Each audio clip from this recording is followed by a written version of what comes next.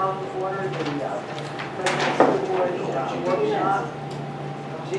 We'll have it June the 20th, 2017. I'd have to say for the record that Mrs. Garrett is not present today. I'd like to say welcome, citizens of Clay County. I want to take this opportunity to thank you for taking the time out of your busy schedule to attend today's school board meeting. This meeting is our opportunity as your elected representatives to collaborate openly and make decisions that will decide the future direction of our public schools and the education of our children here in Clay County. There will be an opportunity for the public to ask questions at the end of the workshop presentation. Your participation is welcome and appreciated. Although I don't think we have any public here. Well, They were all public. They They come in. come in when they find who we're meeting, you know, that's what they're looking for. So the only item on our workshop is the draft agenda review for the regular meeting of June 29th, 2017. I'll turn this over to Mr. Davis. Okay, good morning, everyone. How you doing, man? We'll go to, will be a recognition for retirees. I know we have around 120 retirees, yeah, I'm not, my understanding is that most of them, around 25 usually attend. So we will recognize those early through our recognitions and our awards for their celebrations and their dedication to. Can I ask for a request? Sure. Can we add up all the hours, or excuse me, years, Oh, yeah. years that those retirees Yeah. have put given to Clay County? Awesome. Thank you. Yep. It's pretty neat to be the first That's one. amazing. All right, C1 is just workshop minutes for school board workshop on the 23rd and student hearings as well on June 1st. Okay. C2 is payment dues for FATs for the Florida Association of District School Superintendents. This is, we budget this on an annual basis, and they do good work.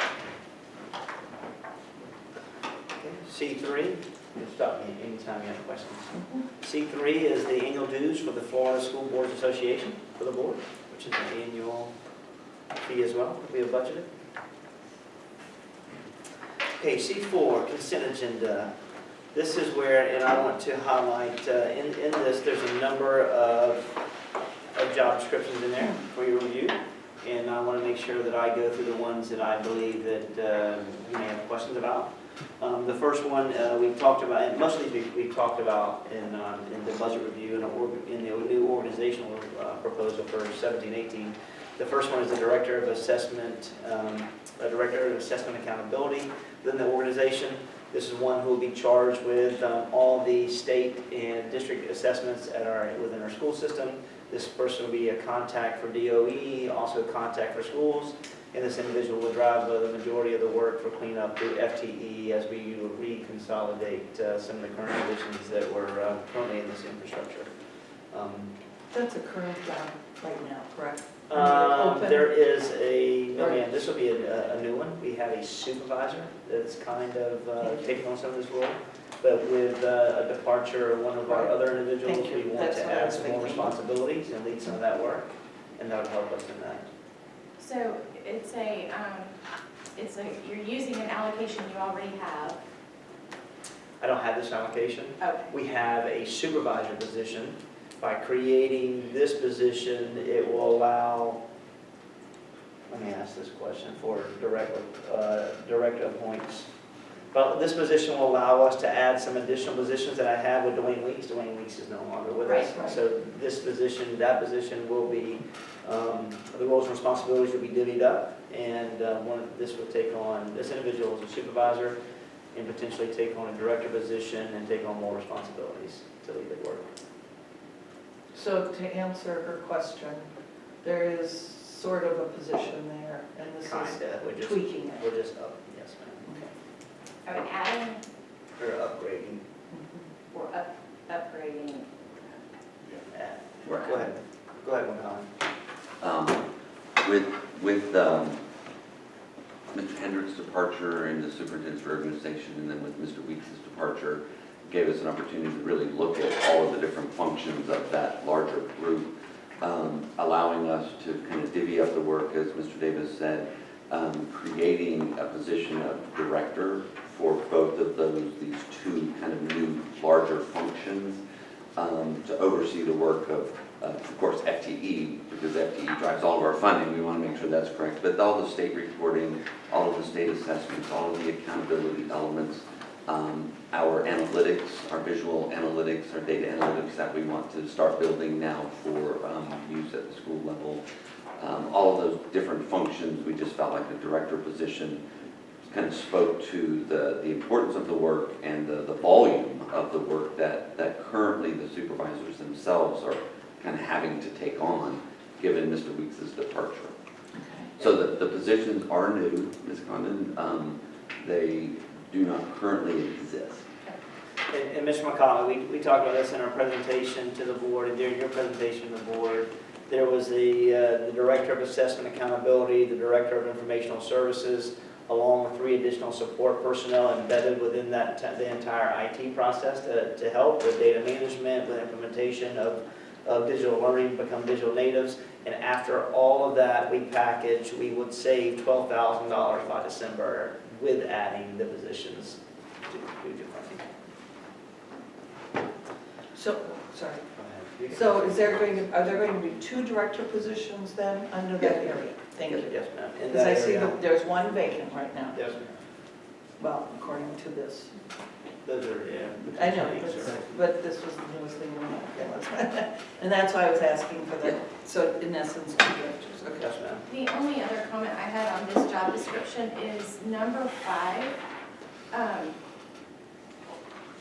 I don't understand that one. I haven't ever seen that statement under required qualifications of knowledge of and experience in the education industry. I haven't seen that in any of our other job descriptions, and it almost seems like something's missing.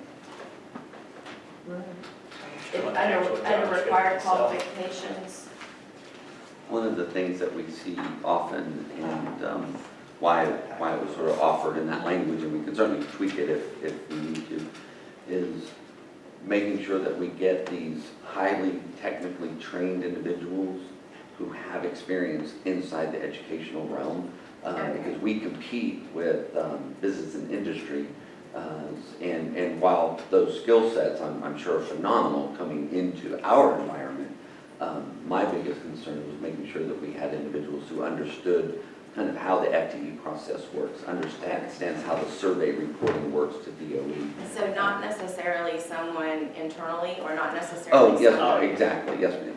Yeah. But someone who, like if you could go pluck someone out of one of these software companies Yeah. or something. Right. Okay. Yeah, and to be honest, this is a position we need a highly skilled individual to come and do. Maybe just that comment is misplaced, I don't know. Maybe. We can look at it. Additionally, the Director of Informational Services, this is continue our body of work with IT, with all the initiatives, especially with there'll be a proposal coming soon about how we continue to support schools through infrastructure. As you know, infrastructure is we're lacking in the school district. But then again, to continue to have vision for moving to the one-to-one as much as we can and support all the digital initiatives that we are bringing forth in relation to the curriculum side. So on this job description, it says under job description, it says the Director of Information Services is responsible to an assistant superintendent as determined by the superintendent and serves in a staff relationship with other directors and executive leadership. Then down in the responsibilities and duties, it talks specifically about the Climate and Culture Division. Right. So it didn't make sense to me that it wouldn't say, because if you, I totally get that you might decide to put this position in a different department. I understand that, and I know that that's been a debate in the past, and so I'm fine with that. But then that person would not maintain relationships in the Climate and Culture Division appropriately. I would recommend that we change that, Mr. Superintendent, to read and superintendent rather, assistant superintendent rather than climate and culture. That's fair.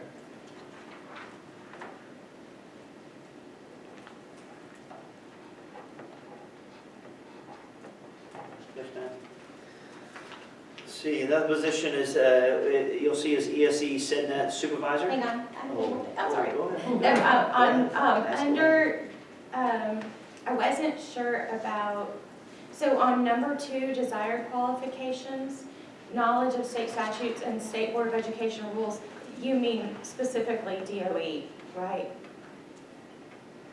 Like you want somebody who knows what DOE is expecting also from a technology standpoint. Yes, digital and even platform. outside of DOE, because there's often statutes and legislation that kind of dictate the digital footprint Okay, Yeah. that different state agencies, AKA education agencies, must also abide by. okay, I just wasn't sure on that one. Thank Yeah, you. I'm sorry. and also understand the funding sources they give us for the digital classrooms as well. Sorry, the next one is, the one I want to bring your attention is ESE SedNet Supervisor. This is a position that is state funding. This is a position we want the come on and drive the work for grant funding, personnel, and budget internally for our school district. This position is currently a supervisor. She's currently a specialist, Kathy Lawrence, you've all met. She is a current specialist and therefore does not have the rights to engage in, personnel matters, budget matters, et cetera. Being that it is a state discretionary project, I don't want to say how many there are around the state, but there are multiple SedNets around the state, and each with their own particular structure. They are generally affiliated with school districts, so we, in essence, act as a pass-through for their funding. This would allow Ms. Lawrence to more efficiently manage the work that is done through that program and the supports for not only Clay, but I think you guys are aware, Nassau and Duval as well. So this provides her opportunity to hire, engage with personnel, drive the budget, seek grants, identify funding, what she does, and she's highly effective for the individual entities. So we're just changing it for her. And that funding would be completely supported by the grant. But That's this not is, general okay, fund. this is where I get into confusion with human resources. I'm going back to my state days here, sorry. When we create a position, this is creating a position, correct? Correct. So do we have to, help me with this, Mr. Brodsky, do we have to post this position and take applications for the position? Because, we're talking about a person that we want for this position, and we know that this person is sort of already working with SedNet, right? And so what we're doing is yes, and we know that, and I agree with that. But I'm just saying, if we create a new position, then do we have to open it up for interview people to processes. apply for the interview I process? believe the superintendent can place the individual into that position. Say that again, sorry. Superintendent can place the individual into that position. Awesome, okay. I just wanted clarification, because I'm like, when we do the new positions, I'm like, and we're talking about someone already going into it. Right. It's, that's when my This is, little this is antenna the come up only and one go, that. wait a minute. Yeah, Okay. this is one of the only ones that we believe should be almost a direct report Awesome. point, because she's already. She's already experienced. Everything else will. It's will- like will nobody open up else and will we'll go really through- have that, okay. Correct, we'll go through the interview process and find the best candidate. Cool beans, thank you. Yes, ma'am. I was interested in the number 3 required qualification, 3 years experience in administration at the school level. That, That desire, is that under desire? it's under required. Under required. But, so here's what I was intrigued by under this job description. That we said currently possess or eligibility to receive a Florida Educator Certificate and or licensure in a child-related field, counseling, social work, psychology, master's degree, 3 years administration at the school level, and skills in human relations. I get all that. Desired qualifications would be actually a master's degree in special ed, guidance, counseling, social work, psychology, experience in grant writing, automated management of data, ability to supervise and direct. I'm fine with all of that. It just seemed to me odd that we would rather have administration at the school level than to actually have them have the license in psychology, social work, or that kind of thing, given what this person does. But Yeah. I'm not the expert to question, it just seemed odd to me. Good, fair questions. Mm-hmm. When we wrote this, we wanted to try to be as general but specific as possible. A political answer, I apologize. Because the idea behind the person who oversees a lot of the SEDNet work is involved with many community partners, and many of those community partners want to engage and give money. So there's sort of a need for someone who also might have that experience in terms of just helping to fund the work and ultimately expand what is an option. So in my attempt to try to capture all of that, I'm clearly confused. No, it's fine, I wasn't sure what we were It's a really. good question.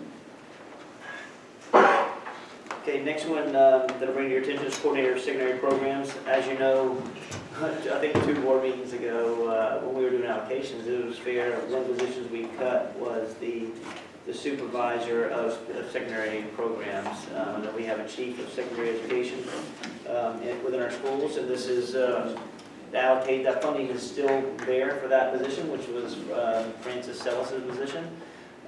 But we cut that allocation, but now we're bringing them back as downgraded as a coordinator.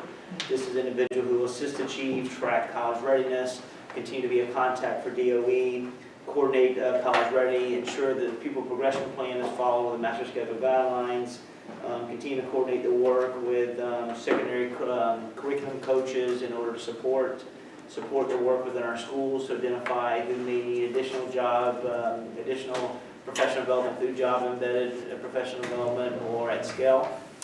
We believe that this individual will help in so many ways with the chief of secondary education.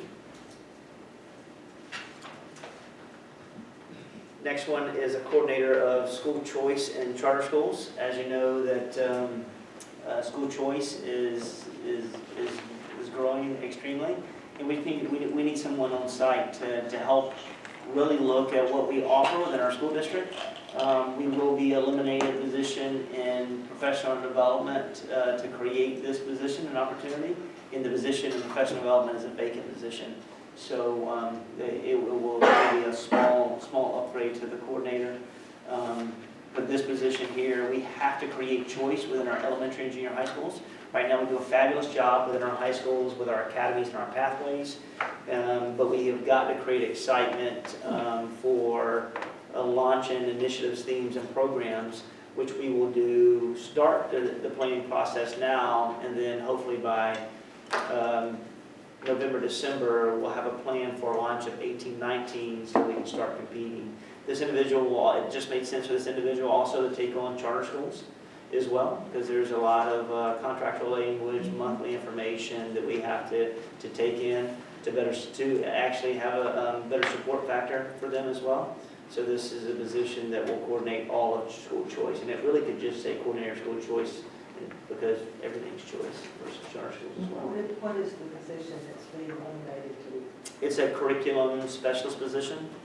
I believe it's a 12-month position that will be eliminated. So part of this job is what Francis Sellis used to do? It would take on some work of charter schools, yes ma'am. And let me, it'd take on all of the governing body to help and assist, but then we'll take on driving the work for choice within our school district as well.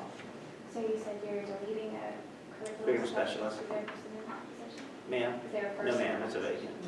It's a vacant position.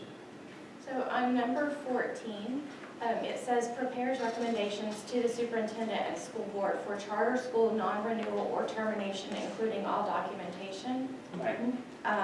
What about renewal? Yeah, we can have- Because it sounds very negative, and Sure, all charter schools aren't bad. sure.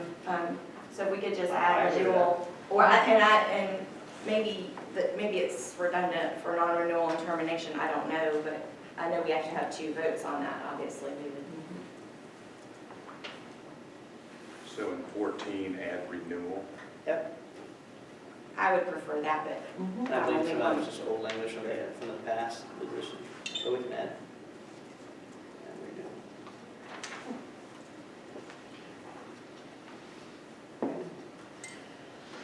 All right, the other one I would want to bring your attention to is supervisor. I'm going to pass this out so everyone can see this.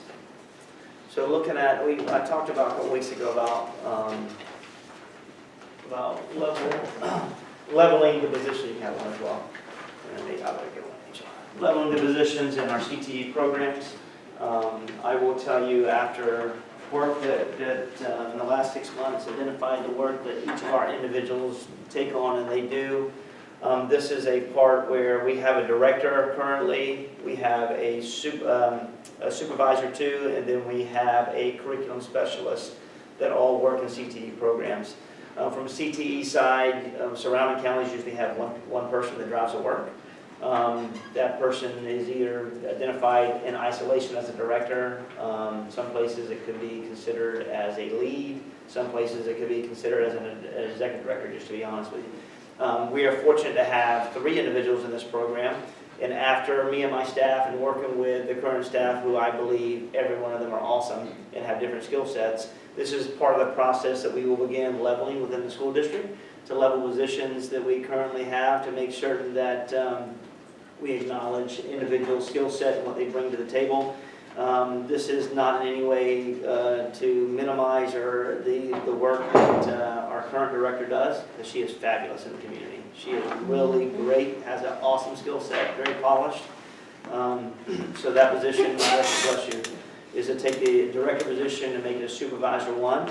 In the supervisor 1 position will be CTE business and community partners within our school district.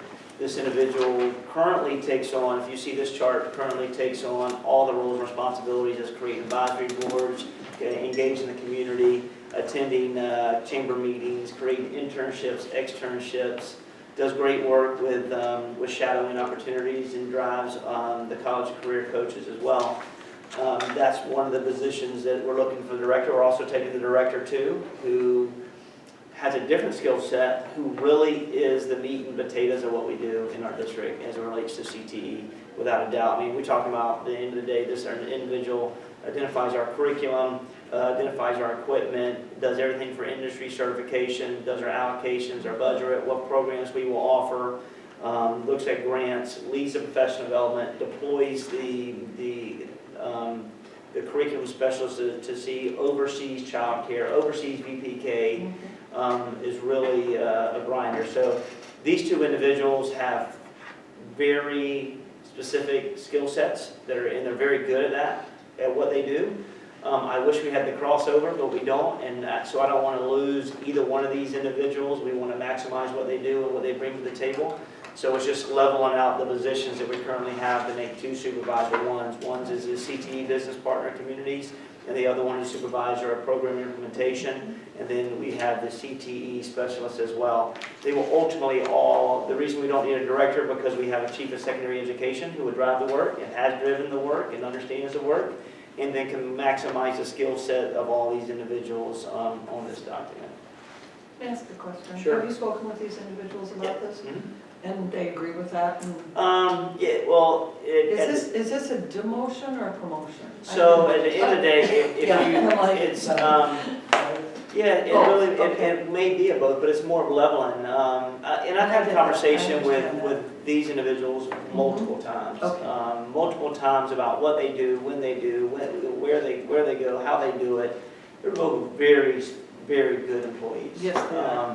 They're very solid. We appreciate, I mean, they just have 2 different skill sets. Mhm. So where no one wants to take a demotion in reference to a title, but the body of work remains the same. Wait, If I have, You're gonna pay this person less and change their title but expect the same work? they will not supervise they will not supervise all of the individuals that they used to supervise. So no, they won't take on. They will no longer So they're taking supervise. management. Yeah, the supervisor too. They no longer supervise the specialist, so they won't take on additional roles and responsibilities. When we talk. I was just, what you just said was that their body of work is. Oh, when I say that, so pretty much this individual's body of work is community outreach. That's what it is. But we've got somebody that does that job that's on your staff. Right. I agree, but it's not related to CTE. I mean, this is all CTE driven. This is all, I mean, internships, externships, all, when working with workforce, continue to work with advisory boards and putting advisory boards together. The individual on my staff is strategic planning is currently working on so many different other initiatives within the organization, so. Seems a little redundant. So, my position on this hasn't changed since we spoke Sure, one-on-one absolutely. about it. Here's my issue. I pulled up the old job descriptions, and while if you look at the community and business partnerships supervisor, you did take out a couple of things. When you pull up the other one, program implementation, nothing was added, nothing. The job descriptions are the same. And my issue is from a process standpoint, from a legal standpoint, from a human resources standpoint, that we can just take a job, when we had a job and human resources priced it, and I'm pointing in Mr. Broski's direction, that doesn't Sure. mean that I'm singling out you, because it was probably priced prior to you being in that department, but a job is priced. And we What do you mean when say, you say price? that's how it works in human resources. You take a job description, you look at the duties of it, and you say, this is the level that this is the salary that this job Sure. would command. Sure.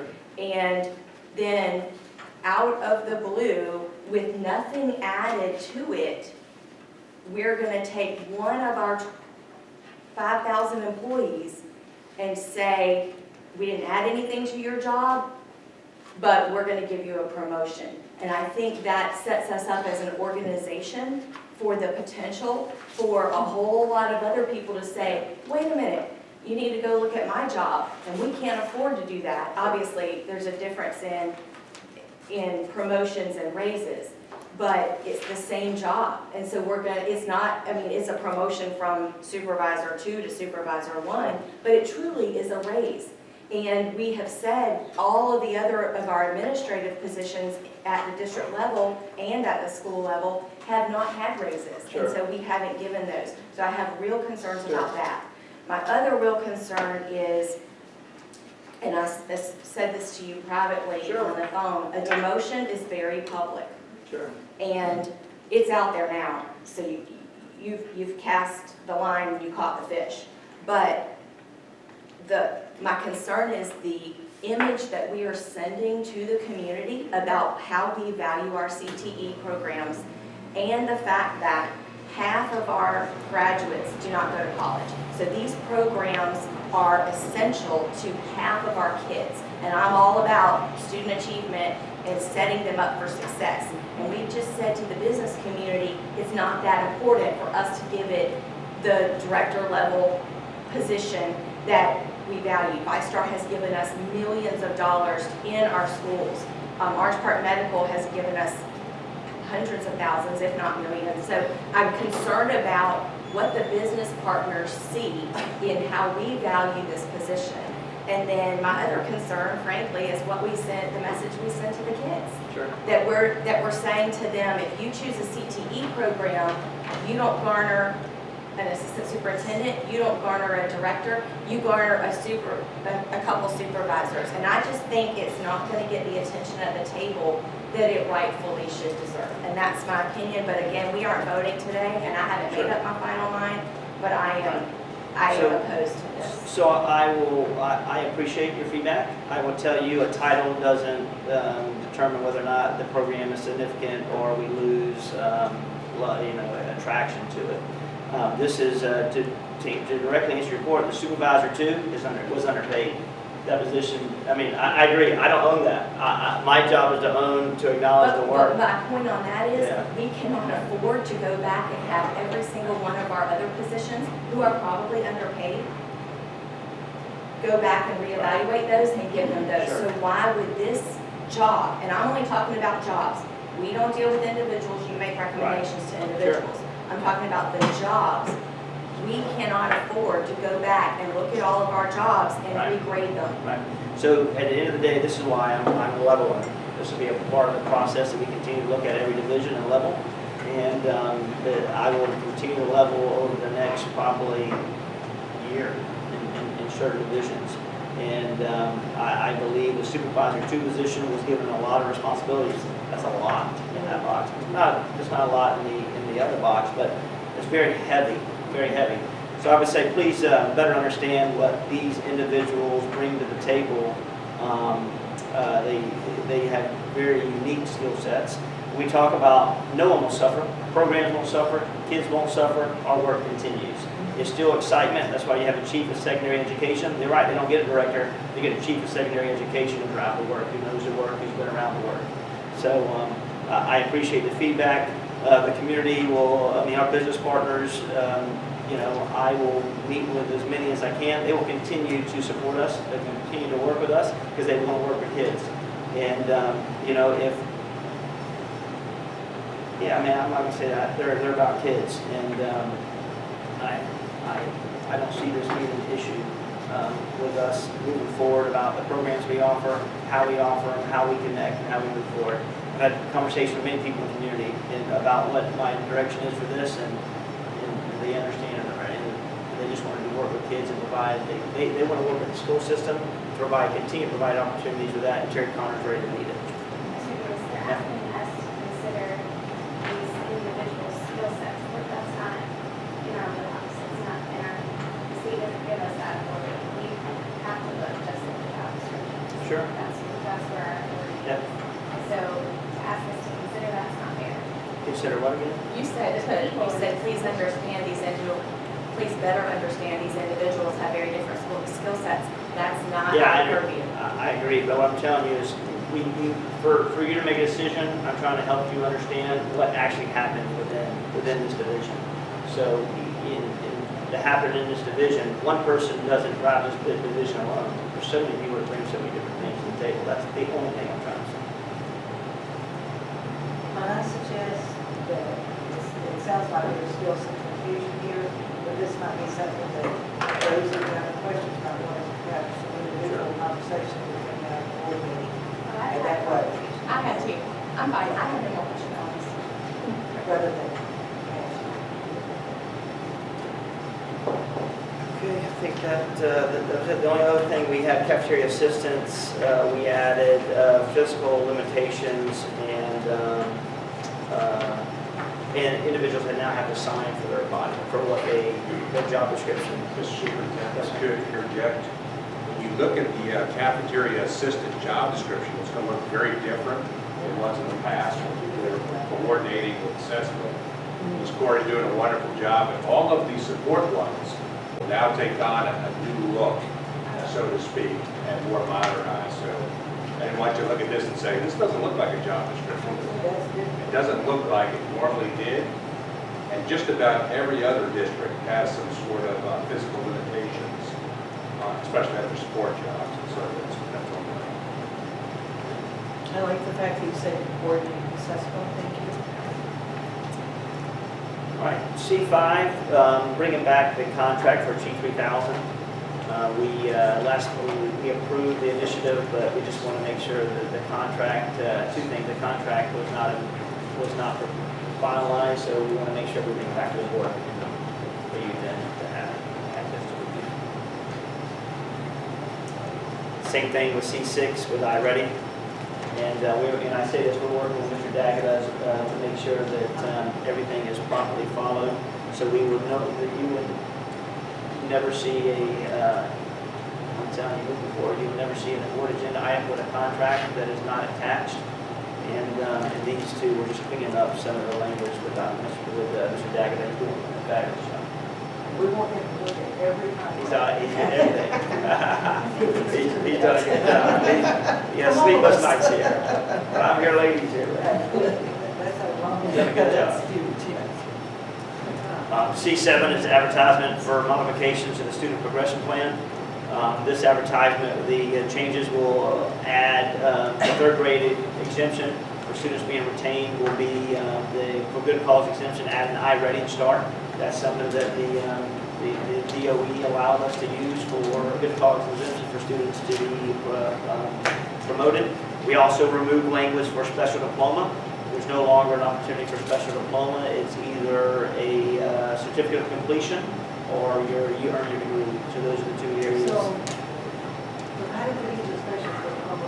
That's what my question is. Yeah, I mean, they gave special diplomas to students who qualify through disabilities.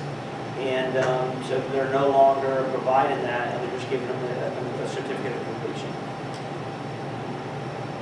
It's gone. So we can't, That's a state mandate. That's not our choice. What is the state? Yeah, I would delete that. I would vote for it. And I can give you some more research on that. Something else we can call Mr. Cummings on. We can call Mr. Cummings and ask him for rationalization. Yeah, I will send you the updates to that too, explanation why, and I'll follow up, so you'll have it. Mr. Davis, because I didn't see in there that this has been modified to include the new required 120 minutes or whatever it is of recess. Yeah, we can add that, add that. Except the charter schools. Yep. Let's see. This is the charter schools. Yeah. 120 minutes. It's gonna be hard, and I'm gonna tell you on it now. I know. This day is not long enough. The day is definitely not long enough. I spoke with Senator Bradley about that myself and said we have 300, well, I don't know how many minutes we had, but we were about 10 minutes shy of being able to have a regular day, and that didn't include bathroom breaks that you need to take with 25 children. And you already have 150 minutes being added already for this, now to 120 plus, so it's gonna be hard. It's gonna be a problem. I'll add that language in, great language too. The other thing is, we put in here is CPR in all of our physical fitness classes, taking a 30 to 40 minute class or lesson on hands-on CPR only, so they can be prepared and be exposed to that type of skills in order to help with the community if needed. And is that, I don't really understand, I haven't gotten into the meat of that statute yet, but the exemption from it, because they use different wording. So they use the wording in the statute of physical fitness instead of personal fitness. But it looks like it exempts the requirement of personal fitness if you're a sport, 2 years of sports. Yeah. And so, if that's the case, I wasn't real clear on it, but if that's the case, I guess it would need to be in our progression plan and kids, because here's the reason that I'm bringing it up. As our high schools are doing scheduling for next year, Right. it's extremely common that all ninth graders are placed in personal fitness. Yes. And if you have kids that, it takes away an elective period where they could take something else if they are going to be exempt from that requirement. Right, they will be, so I mean, we can add exemption to it if they're not taking that class. I wonder how students are going to take the CPR requirement if they take PE online. My son took PE online. So this is, Online. yeah. Online. It is It was awesome. awesome. It is offered. It's offered online. CPR. The CPR is offered online, and so, for instance, as the mother of a child who took PE online, he would use me as the proverbial dummy to be trying to hands-on CPR. Proverbially. It's gonna be a cool. I know that some of our virtual science classes have labs where they Yeah. will go and meet. Yes, So yeah. I would imagine. And they that would. would, I would assume that they would have a group meeting or some sort for that requirement. He'll like that. We have to have a supervised, that's like the final exam. You have to have a supervised demonstration. I love all of the requirements that are added to the curriculum from the legislature, and then they don't necessarily follow them. Okay, C8 is request for contract services with Melissa Walker. This is Project Reach, which is Whitaker, sorry. This is where Title I requires you to have individuals to continue to have outreach and resources with social workers. So this individual will continue to work with Mike shops with social workers, continue to help families. There's 928 homeless students they'll work through, and they'll provide tutoring and supplies to families internal to our kids. I was a Project Reach too for a while, Yes, ma'am. and it was very important. Very important. C9 is our agreement with the Agency of Healthcare Administration. This is where we have an agreement for them to help with all of our Medicaid billing in reference to receiving our funding. It's no cost. C10 is the Medicaid Administrative Claiming Agreement we have with Seminole County. They have access to a better data management system that collects all of our information and helps us with all of our data withdrawals and helps us with our draw funding down. I think it's around $2 million. So we just don't have the system to access this information, so this is our agreement with Seminole County to help us with that process. I am not certain if our new system will be able to help, but if it does, we will look into it. C11 is advertisement for 16-17 through 18-19 special policies and procedural manual. This is a manual for governing all students with special needs policy. No major changes in this policy, but it should be attached to 150 pages, so I didn't provide hard copy, let me know, we can send it to you. There'll be on there, but nothing major from the chief.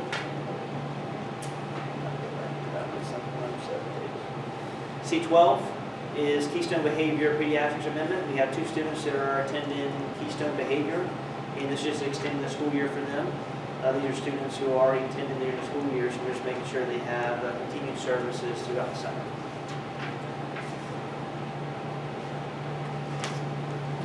C13 is travel for student travel.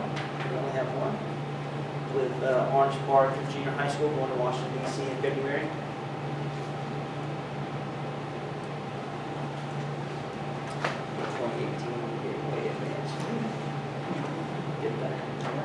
C14 is Foundations Professional Development. This is through our DODEA grant. This is where we will bring a consultant in who's been here for a number of years, or has been in Clay County, and provide assistance.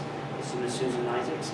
She comes for 3 days to provide training to all school leadership teams to really focus on positive behavior intervention and supports, and trying to change the mindset of not focusing on negative behaviors and undesired behaviors, but focus on positive behaviors and not only working in common areas, but also transition that to our classrooms.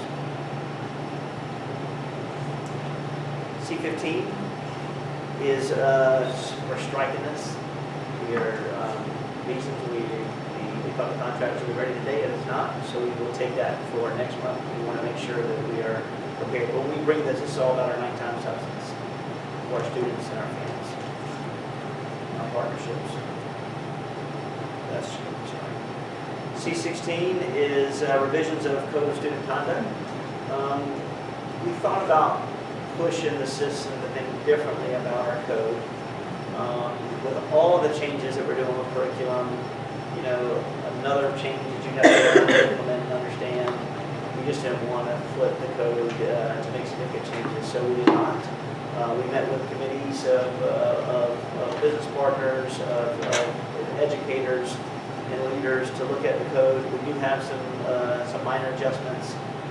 We adjusted, I know that we adjusted to make sure that we say that we address the NITs. They said that the recommendation was individuals that have NITs stay in school. We were making it clear that they would not remain in school until treated. We have student recommended for expulsion. Any student that is suspended, recommended expulsion, they can't just sit out or suspend for 10 days, sit out for those 10 days, and then try to come back to school. They have to be they have to be placed at parent until they go to the hearing officer, and the hearing officer reviews or the committee, they review their case, and then that will determine whether or not they continue their body work and approved, or they're going to return back to their school. So we put language in there to strengthen that. We also added some language about electronic communication with harassment and bullying. We know that's a major issue with our adolescents, so we put that in to strengthen that work. We also put a level 3 incident where we identified inappropriate use of distributing images of kids. We know we lived something last year, so we know that level 2 is if you take the image, and level 3 will be the next step for if you distribute that image in an undesired manner. We address that. And then technology agreements for kids, understanding that we use technology in the classroom only when it's led by teachers. So we're not having cell phones out all the time, maybe potentially disrupting the class. If a teacher agrees that they want to use that to increase their work or to have immediate interaction if they don't have Chromebooks, then and then use it for an instructional purpose, then we will support that teacher and their decisions. But that teacher will have to make that decision, and we put it over that person does. Could we advertise I think there are, I know you said you don't feel like there's significant changes, but I think there are significant changes in here. I think they do need to be highlighted to the public. And so I really think this should be on the discussion agenda. Okay. We had an issue a few years ago where something was changed in the dress code, and all of us heard about it, and it was something about short slinks, and parents didn't find out till after school started, or they had bought the clothes, and so I think it's worthwhile to have the conversation. But the other request that I have is, could we, I don't know if it's red or blue or whatever, but the things that have been added, because I Should be read, covered. there's a good bit of meat that's in there that's new, that's black. You can't tell the difference, and I would like to see either in, Yeah, so I was saying, I'm not sure what you're. Yeah, everything we did, we identified it in red. Any changes, McCully, anything that you believe? We that- use the standard strikeout and underline Yeah. for omitting and adding. it seemed like there was language added, so for instance, the metal detector policy is put in, No, gosh, we didn't do any of that.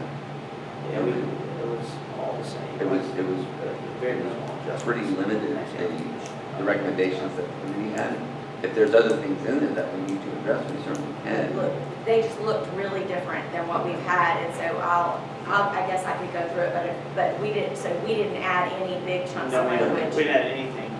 Okay. It was all major, and Because like in the metal detector I was policy, pushing them to change and. the metal detector policy says something obscure about if somebody has an unapproved metal object. That's kind of Yeah, vague. that was, I mean, I'm not specifically saying that that word needs to come out, it just, I was looking for what did we add, what did we change, because I get a lot of calls on student code of conduct. yes, ma'am. And the other thing that I would just recommend is that I think that the student code of conduct, and I've said this for a few years, the student code of conduct is something that on the first day of school, the first few days of school, the teachers go through, and it's kind of like, you guys have seen this all before, da-da-da-da. If we could highlight the things like electronic communication and give them examples of, and even if we could, I know we don't have a big staff anymore, but if we could make a video or something, have our digital design departments, the high schools, make something funny or engaging. It's like the Delta safety videos that are funny now, and so you kind of pay attention, but you're also getting reiteration. Because I think a lot of our young people don't understand that if they airdrop this photo of a person's private parts, which happened at one of our schools this year, kid airdrops to this kid, that they've committed now a level 3 offense. They don't get that. They don't see, they just think they're being funny and it's a kid's thing. And I guess what I don't want is for us to have parents be able to come back and say, you never told my child. And we're saying, yeah, you did, you signed off on this. Right. And I know we can't cover everything, but we gloss over an awful lot, and then we want to punish the child when they We do can do, it. I like your idea, we can definitely prepare that and offer to This came up at the school board conference in Tampa last week, and I just want to ask you, what do we do? Something, one of the sessions that I was in, they were talking about, and promoting the district and so forth, pictures of kids on this, that, and the other. And I asked the question, I said, do you have permission to put the kids' pictures out there? And, because I didn't know, I know we've always been very careful in the past putting kids' pictures on Facebook and the social media, for fear that we wouldn't have permission. And one of the school board members, I thought had a great idea, and I don't know if we do this or not. But she said that in the code of student conduct that they do each year, they have a tear off sheet where they can opt out. And do we do that? I think Well, I think we have an opted. opt-out. Well, No, we have an opt-out. We even have to I wanted to make sure that we did that because I thought, I didn't, I don't have a child in school, so I didn't know. And I One of the see. frustrations with that is that the first day or two of school, teachers do go over the student code of student conduct. We do go through that sort of information in a manila packet that is sent home to the parents. And if you've got 2 or 3 children in school, you get 2 or 3 manila packets. And every one of those pieces of paper needs to be either initialed or signed, which refers to the headlights policy, which refers to this code of student conduct, which refers to, yes, my child Okay. got an agenda or a planner, whatever you'd like to call it. And yes, my child can be, I don't care if my child is photographed or not. And So how many of those what do you happens, actually get back? we get, me, I used to get 24 from back if I had 24 kids. I mean, that's one of those things where you just keep plugging away. Now, the kids that opt out, very few, one or two maybe. Well, that's what Now, I'm but saying. follow up to But you know, that, in follow the up to past, that. we If always there's had- a special thing, for instance, we got copies of the calendar, Right. okay? And if that child's artwork is going to be presented, or when the Humane Society comes through and gets artwork for their billboards, or anything that's special of that nature, we generally send home an additional request for that signature. I'm just thinking that sometimes when we go to the schools, like when we had Mentor Appreciation Day, we were all taking pictures of us and the kids and so forth, and thank goodness my nephew's parent was there. And so I said, can I put it on Facebook? She said, sure, but I wondered, in just social events where we're seeing kids at the field days or whatever, we're just taking shots of pictures, do we have permission? It only takes one Right. parent to get upset. We had an incident, I guess it was last year, one of our students' parents was and the news media showed up and were filming and taking pictures of that child. And that's what I want the board. But it is literally, our form isn't all or nothing. You either have complete and total access to this child's image, or you have none at all. That's your choice as a parent. And there are some parents who opt out. And none at all means, my child can't be in your book, in their school Oh, pictures, class all of picture. that. Yeah. Correct. Yeah, that's. So it's all or nothing. Well, it would be very difficult with 35,000 students to manage anything. Right. I mean, I think about these principals, that's the last thing.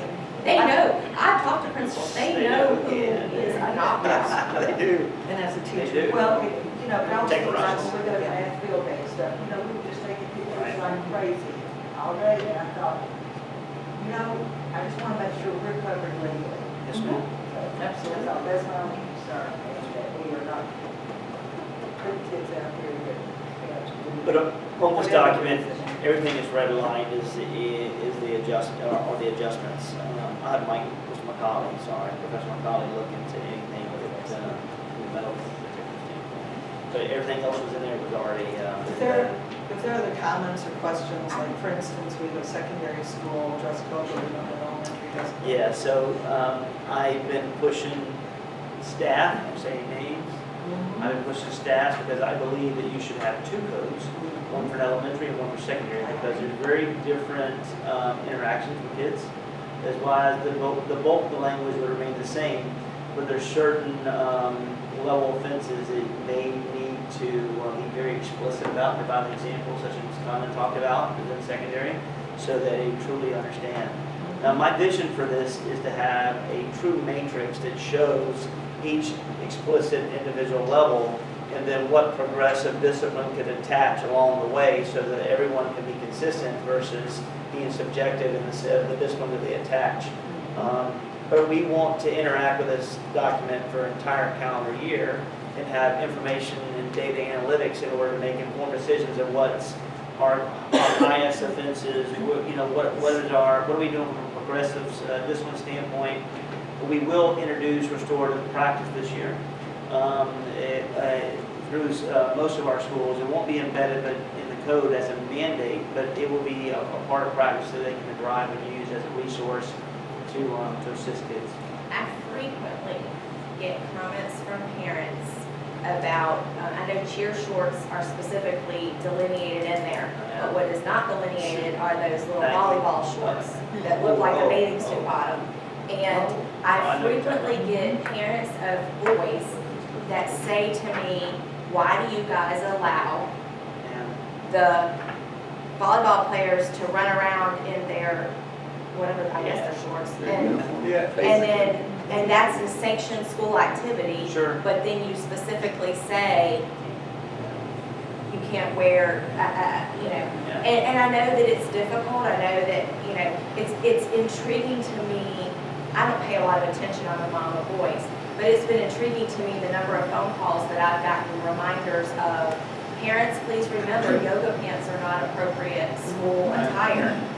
But the cheerleaders can wear their skirts, the volleyball players can wear their shorts, and I'm not suggesting one way or the other, I'm just telling you, I get a whole lot of comments from parents, and then they'll say, the other comment from parents of boys is, they'll put duct tape on my son's hole in his jeans, but the girls can run around in those shorts. And so, it's just sometimes, and I just kind of shrug my shoulders because I don't have the No, It's not fair.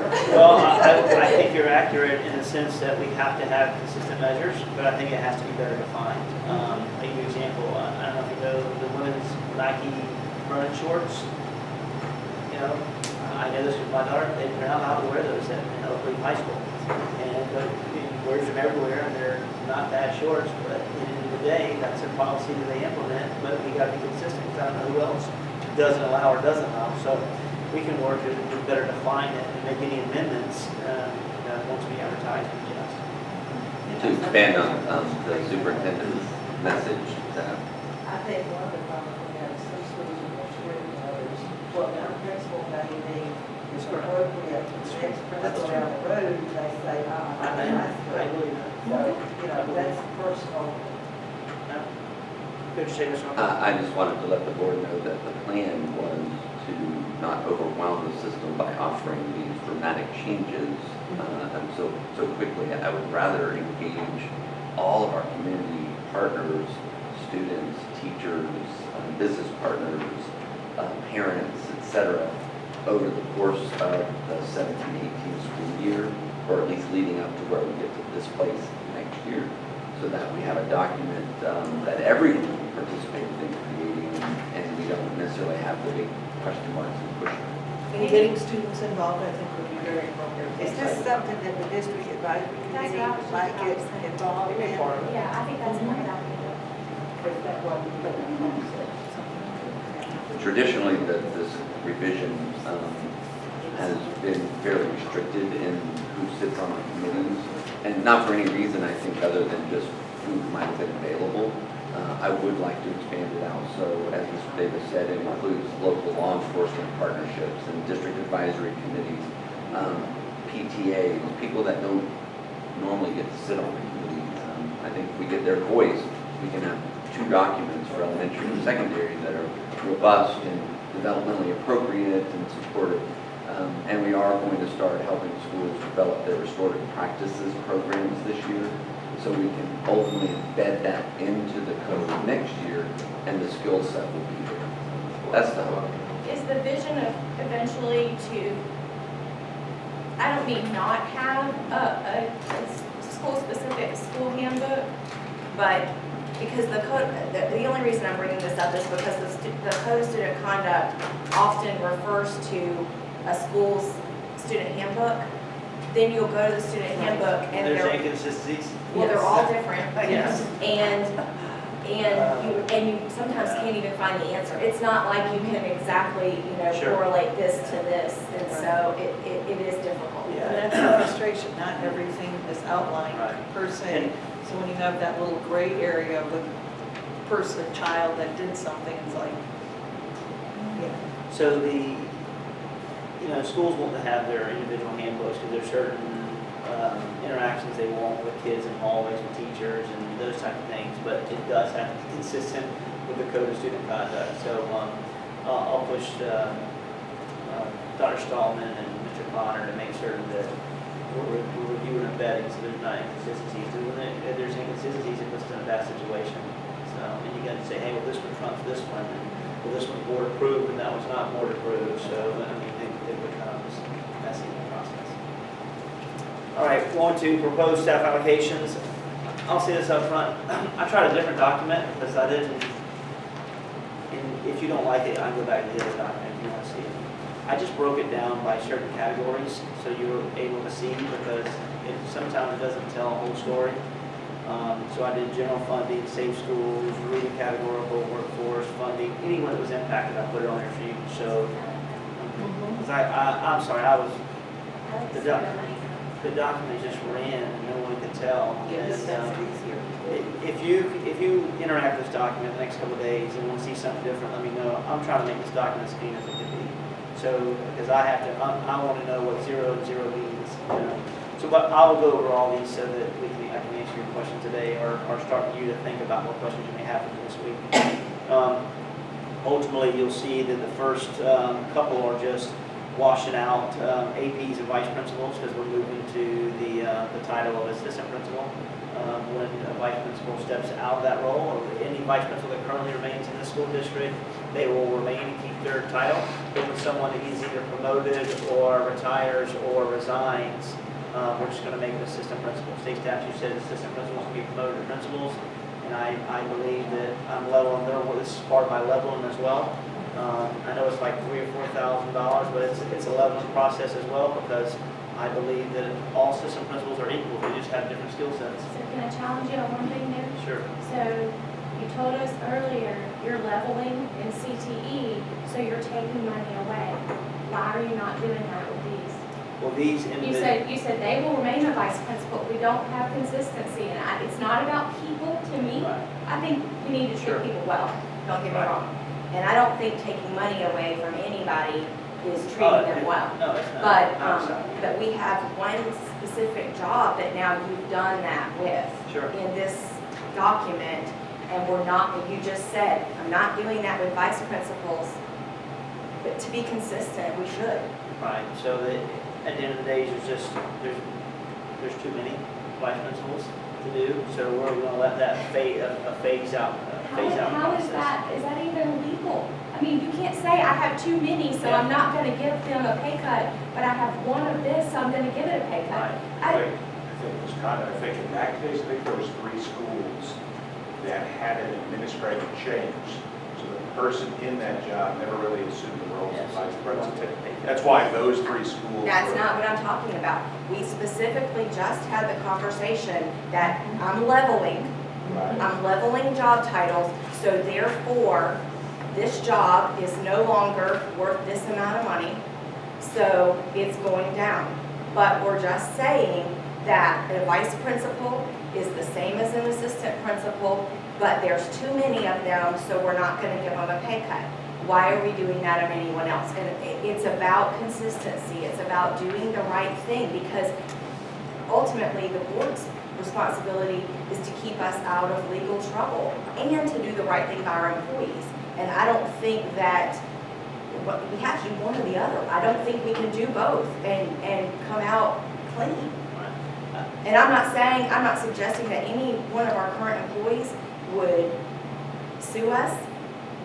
But I could definitely see where one could say, wait a minute, you're saying this job is not changing, we're not changing the vice principal's jobs, but we're saying that they are now an assistant principal, but we're not changing their title, so we're not demoting them. Actually, I don't see an issue with it, to be honest with you. And But the board is who they sue, not you. Yeah, I mean, I'm just telling you, I would put the board in that situation. So a lot of jobs need to be leveled in this organization. And these positions here, just vice principal positions that are vacant, there's being a flip to assistant principals. Mr. Davis, on a different one, the administrator on assignment, Yeah. that's for 2 people. That's for two people. Yes, ma'am. That is to protect. Bridge. We have one that has 1 month that is going to extend. She has 1 month before she retires. And so we want to make sure we compensate her and take care of her. Then we have another individual for 1 month that needs to have continued service just to protect her. And I know it says $70,000, but I want to tell you something, I was proud when I read that, because as hokey as it sounds, we are a family, and we've got people who've worked on the district 25 or 30 years, and this will help them tremendously. I think it is the right thing to do. Yes, ma'am. It is. Which is why I was making the argument on the other side too, because we don't deal with people, but I agree with you, the right thing to do, and we have someone who's worked for the district for 20 years, and we're singling out that individual and taking money away and demoting, and I know it's happened in the past, and but that's when their job completely changed. Sure. So, anyway. And the other side I don't get off of, I mean, every director that we have, maybe we have between 8 and 10, they oversee, 12 to 200 people in the organization, not 3. So, I mean, just put that in perspective. All right, so to go back to look at it, we're moving a licensed nurse from, Clay High School's getting a licensed nurse for student needs. So that end of the day, they'll have to pick up one. Ridgeview High School will have a student that is aging out of our education center. So that we are removing that licensed nurse.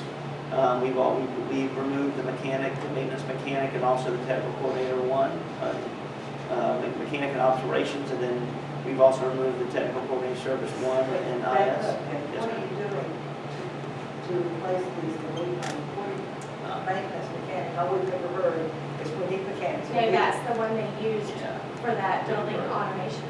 Oh, is this, okay, Yes, ma'am. that's, okay, Yeah. thank you. Yeah. We just wanted to show it. And then all the informational services positions are the ones we talked about. These are the ones that we look at the org chart and we'll be at, we'll save $12,000 by December. And everything else is pretty much on here. Somebody else is Title I, we've got some restructuring here. Yes, ma'am. Tell us what you're doing. I'll come to Title I. I also want to say the last one on the general revenue is W. Cherry. We have 2 positions because they have around 47 to 50 kids that they will be intaken based on controlled open enrollment. So we want to make sure that we go ahead and get the positions now. If the students don't show up, which we forecast they will, then we'll move those allocations to a school and need based on class size. Just curious, are any of those kids ESC kids? I'm not sure the number. Let me ask you this, on the number at Cherry, for instance, are these kids coming from private school, homeschool, other counties, or is there a? It's all over, some are coming from Duval, some are coming from charter schools, some are coming from home schools. So it's just, yes, ma'am. Just, to work with different opportunities. No school. Yeah, no school. I think that would be nice to track over time of when we do our lotteries, where we get our applicants from, and then where those kids come from. We have that, you provided some of I that. can send it back to you. I know, I knew you said that, You're talking no, I'm about saying actual over firm. time, Yeah. like Yes. where Yeah, we're pretty drawing neat. from, Yeah. over. Keep track. Everybody knows if I ask for data, it's how many years, Mr. Brodsky? Because we Years. discussed with control open enrollment and focus, basically having a flag for them so that we know that they are a kid in there from controlled open enrollment, so that we can do things like monitor grades, behavior, all of that stuff, and then over time we can look at that as well to see if they left or not. That would be good, yes. So we look at safe schools, Mr. McCauley and the Climate Culture Division is just redistributing how funding the division is funded. And so we're going to change 1 to 0.6 to safe schools. And that other 0.4 will be under federal funding as well, but that position currently exists. Reading categorical position, we're really one of the specialist positions, as I told you, curriculum specialist that we talked about for the position coordinator. And if we look at the workforce, that's just part of the restructuring of the director, CTE, and supervisor too. And then back to what you asked in reference, Ms. Studdard, to the federal dollars for Title I funding. As you know, the new House bill being assigned, schools get to determine how they want to spend some of the Title I funding. And this is just an example. They wanted to add Title I assistance to provide assistance in the classroom for intervention. And then they want to have, some schools want to offer a computer lab assistance so they can cycle kids through there to have more resources available. And then looking at adding percentage of specialists as well to better serve. So no longer can the district kind of tell schools how to use that funding. They have the availability. We'd like to coach, but they have the availability to use funding as they see needed within their organization, the school side. And then the last piece is just federal funding about the SEDNet position, moving from a specialist to a supervisor. It's already embedded in the grant. It's a wash in relation to funding, just be able to take on more responsibilities. C18s is our monthly annuals and warrants and vouchers. C19 is just budget amendments for the month. C20 is is our financial report for the month. Okay. C21 is our property inventory of our fixture and furnitures. C22 is our AV equipment and materials. C23 is software. C24 is just our report of vehicle reports. C25 is deletion of any items that we have. Or positions or we are properly not identified for audits. C26 is bid renewals. So we put out a number of renewals for bids for trash pickup, for electrical, and also AC services, and also our supports for our phones. We have awarded a bids, and in this it acknowledges which companies have been recognized as the individuals that will lead the work. For the trash pickup disposal, this is a 3-year renewal, which will be driven by, I think, advanced disposal. We also have an annual renewal for our engineering and electrical services, which will be TLC Engineering. Then we have a AC annual renewal, which will be Rain and WWA. And then we have renewal for infrastructure for telephones, and which will be through conversion phones, and I think helping us will implement our Cat6 walls. C27. This is where we awarded bids for repairing floors, and this is for epoxy floor services. This is continue to help us and assist us with the floors that we may have for 2 years. I think it's going to be probably. C28 is our casualty safety, sanitation, fire safety inspection report. This is an annual report that comes before the board. This tells us what issues we have with fire exits and lights. This gives us a clear indication of what schools we need to update to make sure that we are in code and we have the proper identifications in our schools as it relates to the inspection process for fire, fire and lights and exit systems in our schools. Should be doing that. I mean, normal things, exit lights may be out, making sure that we have an updated fire extinguisher, and it's been serviced properly on an annual basis, just little things such as that. I think it's pretty solid. I mean, we could always do better. Well, for as many buildings as we have. Oh, I know. in this county, every single solitary portable. I know. But we got good staff and they continue to work hard. C29 is just pre-qualifications for contractors. We have 2. C30 is our project priority list for identifying eligibility for project and organization. One thing we want to do in our project priority list was to add school-wide. And this allows us to use LCIF funds to help with the processes and infrastructure of school. Anything, Dr. Kim? Yep. C31. This is our guaranteed maximum price package for school-wide. This is a placeholder right now to be open and honest with everyone. This information will open on June 27th. Right. And I believe that we will work hard to get a price prior to the board meeting, so you'll be able to see and interact with if we have any questions. And we put a placeholder for that number, which we should receive June 27th. Yes, sir. This was originally going to come in July board meeting. The July board meeting was moved up. Thankfully, the bid opens on the 27th, and we can provide the GMP2 to you and get it done on the 29th. It's exciting, working hard. You pushing trees yet? Bryce, up there? This week they're going to push trees and they're getting temporary power today. With that, we'll get internet and we'll set up a webcam up there so we can have a site that you can be able to check and watch. Awesome. And then the groundbreaking is on the 29th. Yes. Awesome. 29th.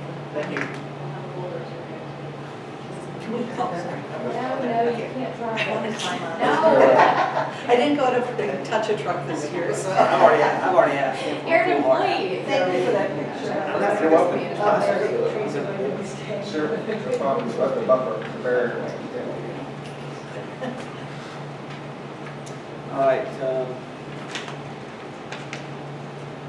phase plans for school-wise on here, just final changes. We learned a lot about Coppergate and what we like to do, what successes we had, and what we duplicate for the building, what some alterations, adjustments we want to add. So these specs will identify any alterations that we put in for this building, since we're using the Coppergate plan.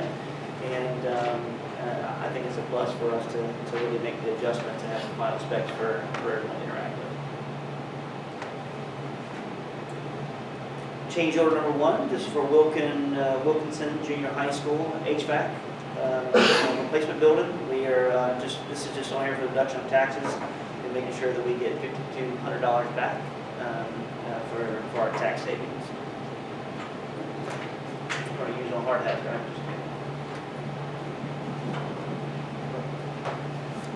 D1 for discussion. This is the contract with Southern Strategies Group at a request of the school housing. So this is on here for board discussion.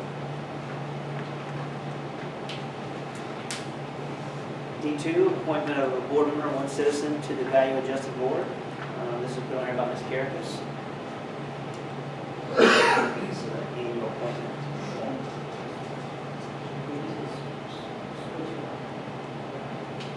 This year. Ms. Caracas did it in 2016. I do not know. I think it was, Was it? I think so. We usually take one from the. Yes, ma'am. Short straw. Or Mr. Leonard had to do it 2 or 3 years. St. Clair. Sorry about that. St. Clair.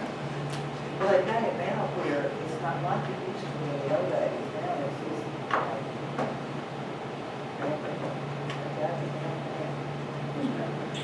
D3 is an item put on by Ms. Caracas. What should be that?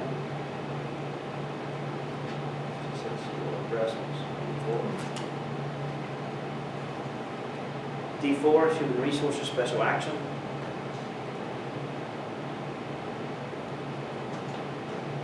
D5, oh sorry, it is D5, right? D5 is, this is just we advised last month to change it to our school board policy 202. This is where individuals who were satisfactory or non-reappointed, they have the option of going back in the pool. They don't have to sit out for a year. They can be reemployed.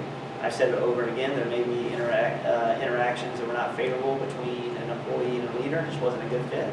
So they may be non-reappointed or placed, are concluded. And there may be a fit somewhere else and can do great work. So we want to make sure that we give employees that opportunity to continue to be connected to our school district. B6 is the public hearing for approval of textbooks for environmental science.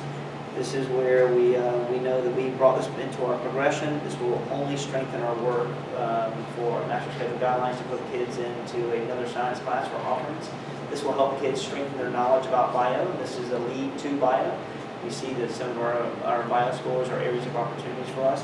So this will help strengthen their core knowledge as it relates to biology, pre-work biology. I love the way you say areas of opportunity. You do have a way to do it. I don't like the other word. Yeah, gotcha. I have the other word, but I don't like to I acknowledge. was just thinking, Japan has a lot of employees. I want to be positive. Yes, always be positive. D7 is a hearing for approval for advertised K-5 social studies adoption. This is where teachers have worked through November to June to identify social studies curriculi.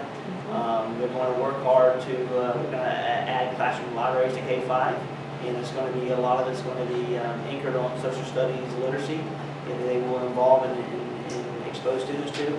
Also with looking at primary resource kits for guided reading sets for K-3 for social studies.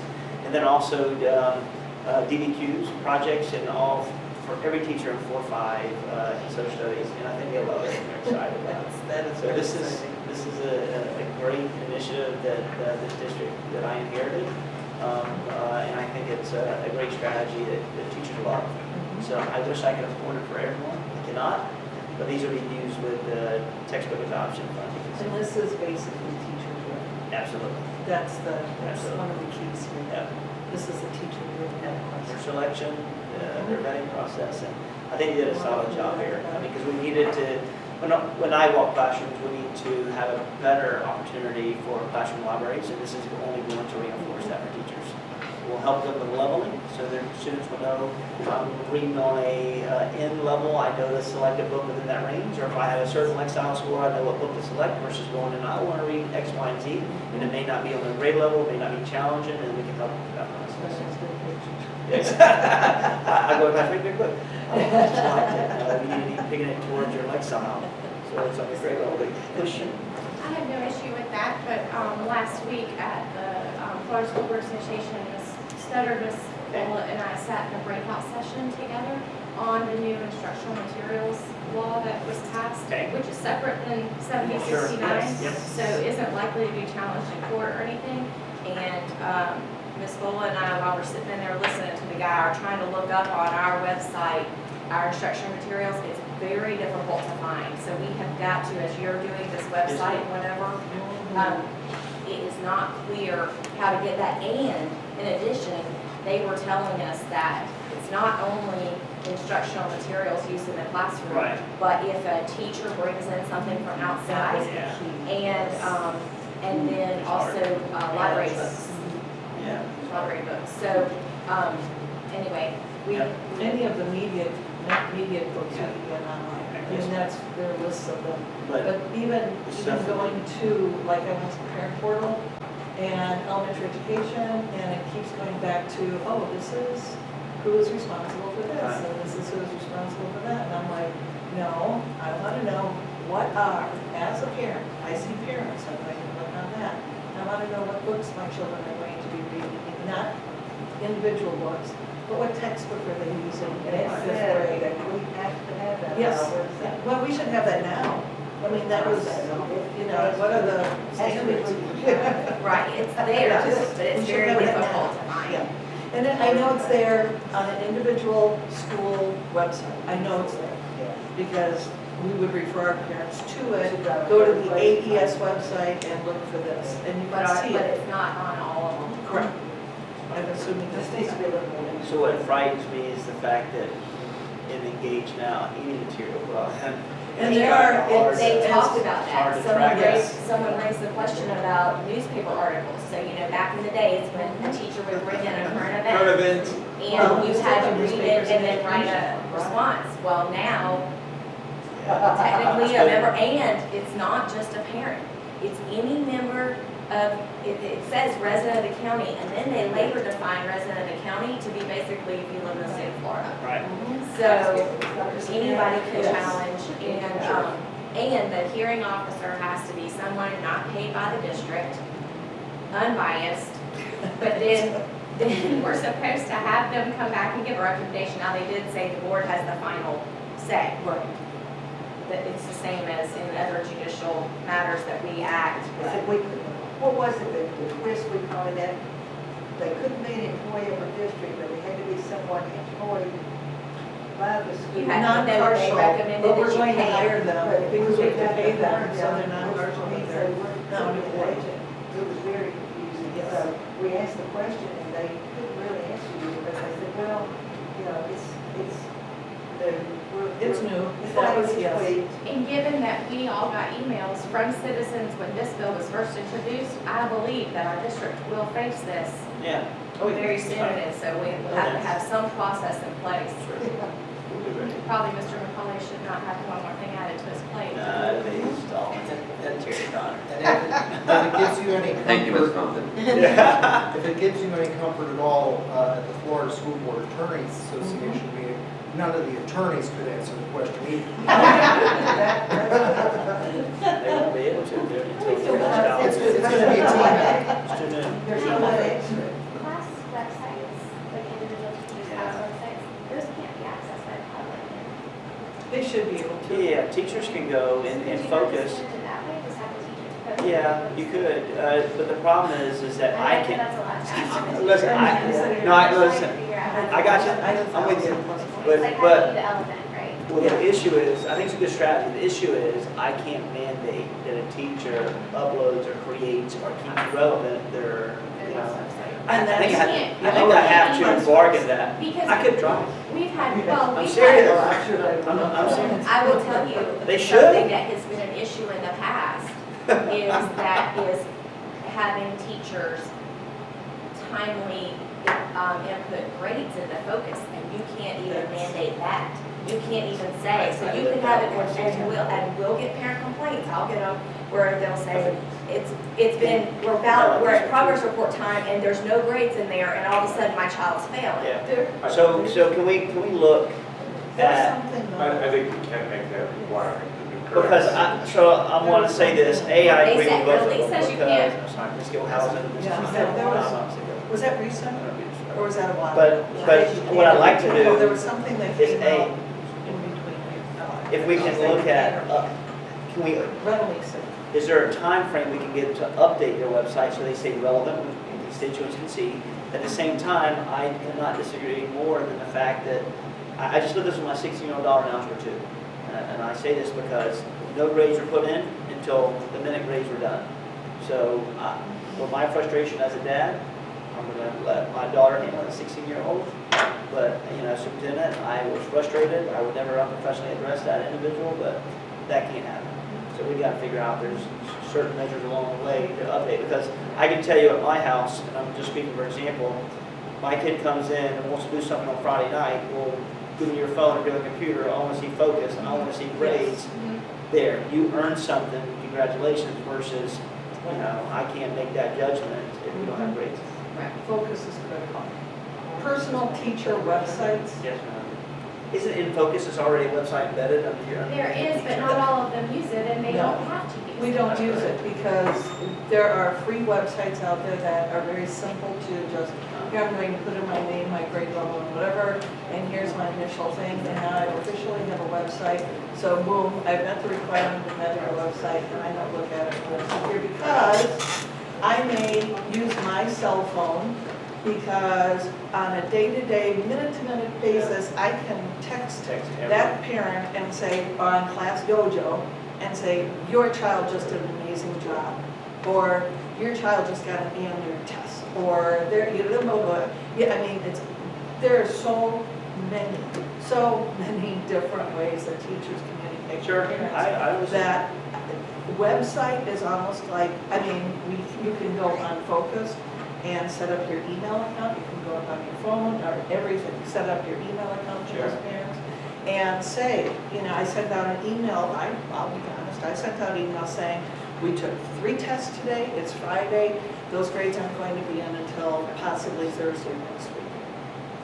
Or the Tuesday folder is going to be on Wednesday, because there's a lot that happens. And it's not, we don't use Scantron in elementary school, so you can't just scan it and say, boom, there it is online. Or if you're doing a writing, if you're grading something that's writing, it takes And that's kind of But that's- deviating, but I don't but think that that's- this particular statute requires us to post all of that kind of stuff that you would put on a class website. You don't have to put all that. No, I'm It's that saying- a citizen can come back and challenge. And so then the. Oh, for this, Yeah, yeah. I was talking about the Focus Okay. site. Yeah, I think most of them do a syllabus and put their entire, supplies, focus, field trip, syllabus, all of that. To meet the state requirement, if you just have a syllabus that spells out. this is what we're Materials. covering this year. Yeah. And at the end of the day, we have curriculum guide, we have curriculum master guides. They only just have the right to challenge. That's all Yeah. it gives them. But They do it now. But no, specifically, a syllabus will not meet the requirement of the statute in that all of our text, instructional materials, textbooks and supplements have to be on your district website. On the school, yes, on the district But website. if the syllabi, Mhm. if they all had that information, and you had a link on your Google district Docs. website. That's why we have You could Google. pull up a syllabus for Ms. Johnson's class in third grade in Charleston. Yeah. Well, and the thing about Google Docs is, Everything's Mr. Brodsky and I had this conversation on a job description, but it applies in the same way. So I was trying to click on the link on our website to pull up a job description, and I said it wasn't working on my home computer. So I called Mr. Brodsky, and he said, I don't understand that. See, it's coming up when I click it. Well, his computer is automatically logged into Google Docs. So it went straight there. At home, I wasn't logged into Google Docs, and I don't know that parents would log into Google Docs, so we have to be careful of that. Over and down. Right, I'm just Right, saying Right, that, you can attach it. The other side of that is that not every teacher does a syllabus. I mean, a kindergarten teacher doesn't always do a syllabus. Third grade, you know what I mean? No, I do In know. fifth grade, we tend to do a little bit more of that, or sixth grade, because we're preparing them then for junior high. But that's their, But that could be the- a culture that the we need. curricula, or the books that we Where it's use an is expectation embedded of going to on have the, syllabus. I would be interested in checking each of the schools to see, let's go to a grade level, and say, go to fifth grade at But with Plainville, our, is up is, for syllabuses that we can create similar to template assist, but couldn't our curriculum maps and guides kind of act as that? Because it not only talks about a year at a glance, it tells us where we're going, every module, every unit, and what we're covering, but also talks about, identifies the text that's embedded. that's just it. I mean, we use Go Math for K through whatever. We can figure it out. well, and I'm Sixth stepping, grade I'm is your stepping choice. way outside of my That's expertise okay. zone. But I do remember, as Mr. I think it was you, Website. painfully probably remembers, when the Oak Leaf High School website, individual high school website got hacked. That's right, I think it was China that year. Yeah. I was at the interview that year, thank you. Was it principal? Giving out logins? We had several events that year, it was a good time. So my point is, I thought at that time, the directive from IT, and now I'm looking at Jeremy behind you, I thought the directive from IT was, we're gonna move away from school individual websites that we can't control the security over, and that would apply for these teachers, because I'm now thinking about what Ms. Bola just said about if a teacher goes to this website, she can have a free website, she logs in her stuff, that, we're responsible for the content of that. If it gets hacked and it says all kinds of nasty things, that's a problem. I don't know. Do you want to reply to that? I can reply to that for you. So one of the things, like you're talking about the individual school websites, that is definitely, so that kind of came down before I was here. As a matter of fact, they did that about 8 months before I got here. It was the right move, by the way. It was definitely the right move. But what we've done since then, as Ms. Bola said, it's called WYSIWYG, what you see is what you get. That's called the website design. Okay. That's literally what people use. So what we've started to do is, because filtering is a big part of our E-rate, which is a big part of our cash flow, basically we're funded through E-rate on the IT side. We do have to monitor all those sites through our website filtering through SIPA. So when you do all of that together, what we've been doing is driving people away from websites and into Google Classroom, which has the website banner. It has the parent communication tool. So we've been pushing people that way. And what we've seen is actually that external website has started to die off. And as far as the external links on Google, the security wasn't set right, because it just has to be set that anyone with a link can click it. You don't have to be logged into Google to get to the Google Doc at all. Okay. So we just got to set the permission correctly. That's all that was in that case. But as far as the websites go, we just need to keep driving people to the singular platform. That way we have grades and parents can go in and see the kids' work. Even if you're not doing Google Classroom with assignments, you can still build your website there, and we can upload the parent emails from Focus. That way we've had parent verification of the email, not just some random person come in and go, this is my email and this is my kid. Because you know the process we have to go through with Focus to make sure that that is aligned. So as we keep driving them into that singular point and opening up connectivity, it's funny, we're shrinking the platform down to a single platform, but we're opening up the connectivity because now we only have to have one approval point. Now we can hit many different ways. So that is a way to help solve some of the problems you're talking about. Is actually Google Classroom adoption has been pretty good over the last 16 months, and it's increasing, and it actually solves some of the problems you're talking about. I love it. I take back what I said about the books being online. That was on school's website, and I didn't get to anything. So I take that back. Not my school, but another school. I went to a different school, and I thought, you're right, it's not all available. And I'm clicking on the the little sub boxes and it's saying, not found, not And- available, not this, and I'm like, no. We're moving to the new platform. Remember, we're moving from the Weebly platform to the Blackboard platform, so Ms. Snyder's in charge of that conversion, and we're working with her. So I would say, as we're doing this platform rollout, this needs to be integrated into the rollout, and what we can do is set it up at a, as you said, Mr. Connor and Ms. Stallman, set it up at a district level, and then for individual sites, we just add links to the schools there, so it's in a uniform, singular place, and when someone challenges us, we can point to one URL and say, everything is right here. Didn't we used to do Blackboard? And that was a bit of concern. Blackboard, the content management system, like the teaching system that they use, that's all been replaced by Google, but the Blackboard website, we're just using them as a web provider. Okay. Yeah, no, my No, emails, no Blackboard. I remember, And it was expensive. that was the day I got here, was the day Blackboard ended. The other platforms you got. It's intended for secondary. I mean, Post-secondary, yeah. Okay, so we get back to the agenda? Yes, ma'am. I think it's over. I think it's over. I have, But I want to, sure. can I ask a question, or do you want to? Well, yeah. I want to go to the, thank you. Update on partnership with American Heart Association is going to be in your comments. And I just want to throw out, I know the American Heart Association, Jump Over Heart is very good. I've done it, been there, done that. There are other programs, however, that schools would like. I mean, we were in a situation where we had 3 children with cancer at our school. One unfortunately did not survive, 2 did survive. And we wanted to do a relay for life. We did one year, and the 3rd grader was able to join us.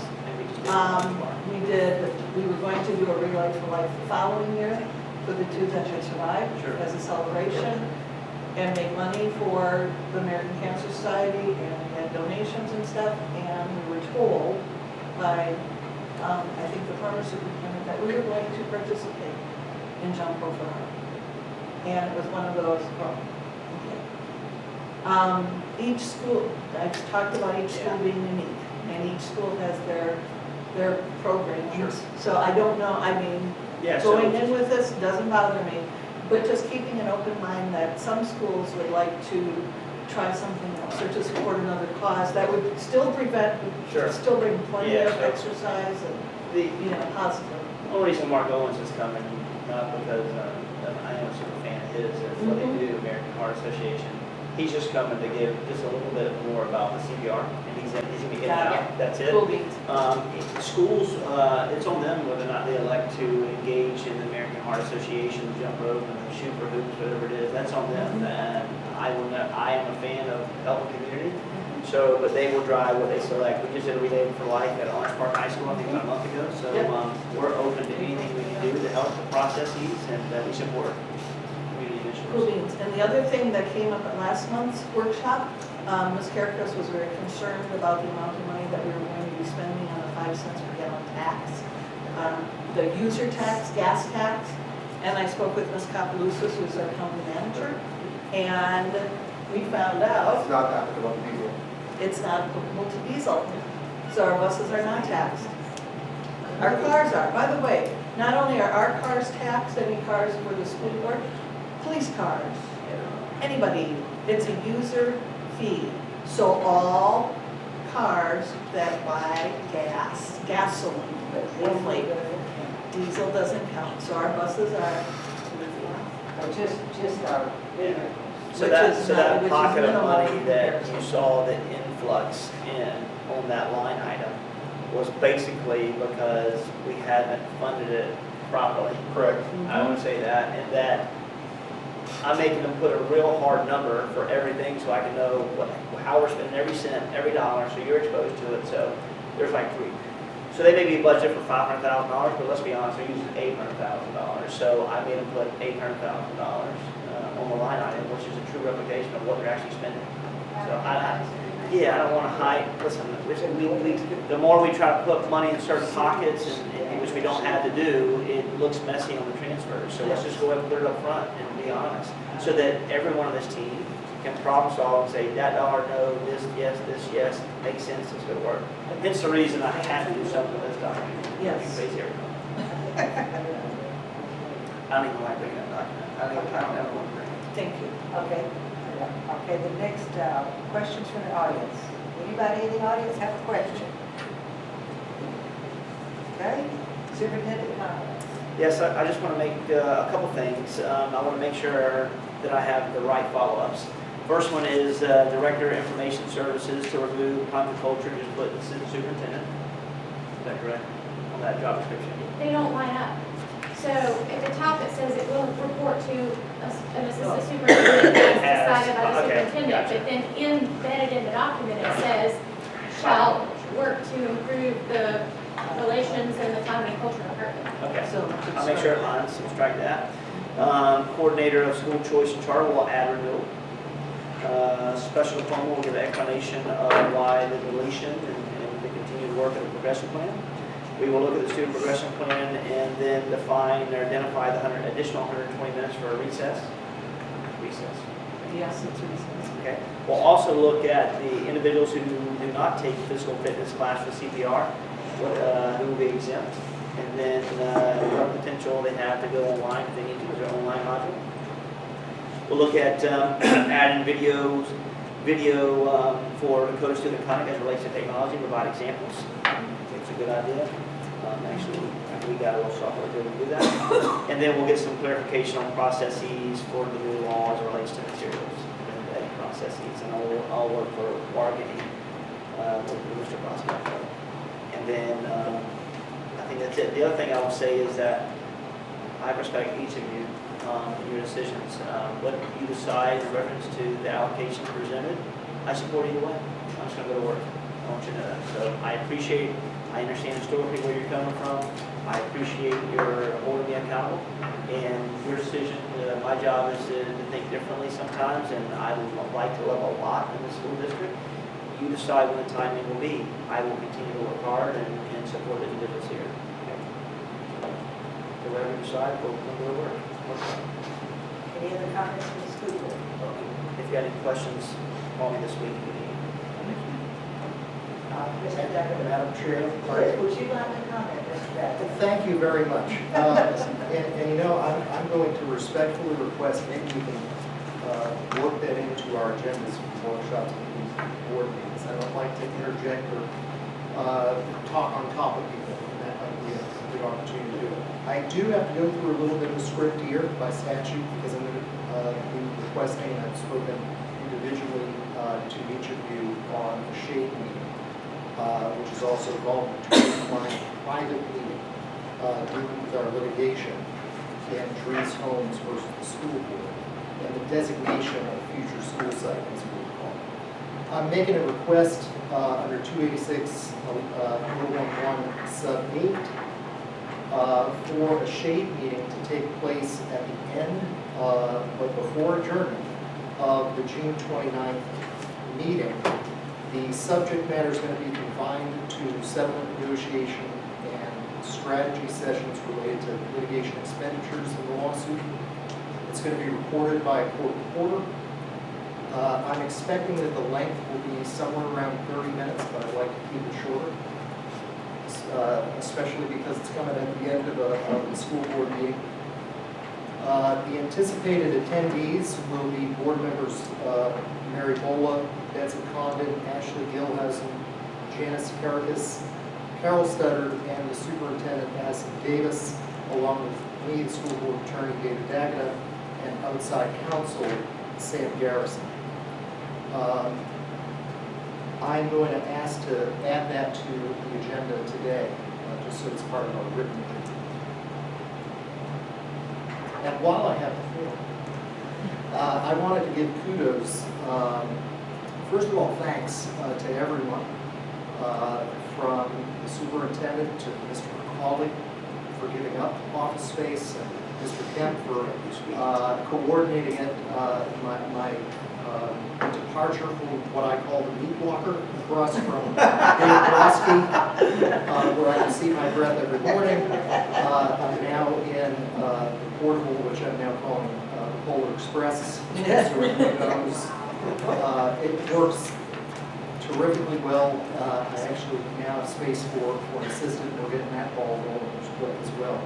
And in the meantime, Karen Bush has been phenomenal, helping me out with all the stuff that she has had to deal with.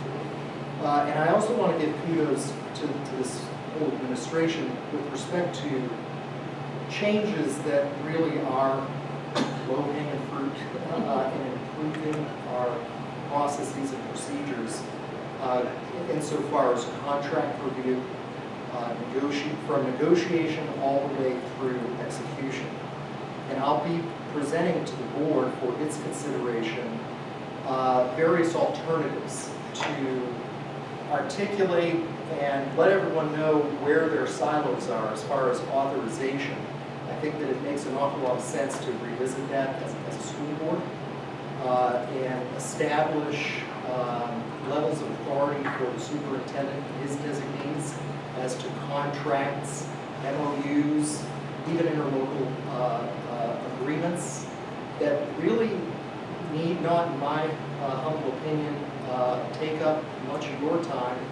And I think it would expedite things insofar as good, sound business practices to provide to the superintendent and his designees certain levels of authority. And then there are matters that just have to go to the board, and I know what those are. But I will need to figure out with the board where it wants to go with respect to various thresholds, $50,000 or more type thing, on all commercial contracts come to the board. ESE contracts when we're dealing with students, let's put a threshold on that or not. We want to see every one of them. I need to have that conversation with the board, and I expect to do so. But at the operational stage, really, this whole team is very, very good. And I'm telling you, after attending the Florida School Board Attorneys Association meeting, I have so much, and we have so much to be thankful for. A lot of very good things are going on here. It's got a very good energy as well. So I'm very happy to be part of that. Another thing that I'll present to the board, and I'm being ambitious, I want to present it to the board sooner rather than later, is facilitating negotiation and resolution of matters that go through risk management. Before they become litigation, what is it that the board is expecting of the operations in dealing with threatened lawsuits? What authority does the school board attorney have in resolving them? Right now I'm playing things by ear, and I'm bringing everything to the board because there is not, in my view, an articulated policy that should give everyone comfort at the operational level as to really what the board needs to be informed of or not. And once we, set out that guidance and those policies and guidelines, I think that it's really going to make for a more streamlined and sensible approach to even risk matters as well. So one is dealing with contracts. That's kind of a Herculean effort by everyone. And the other is dealing with risk management issues. And that's all I have. Thank you. And thank you. Any other comments?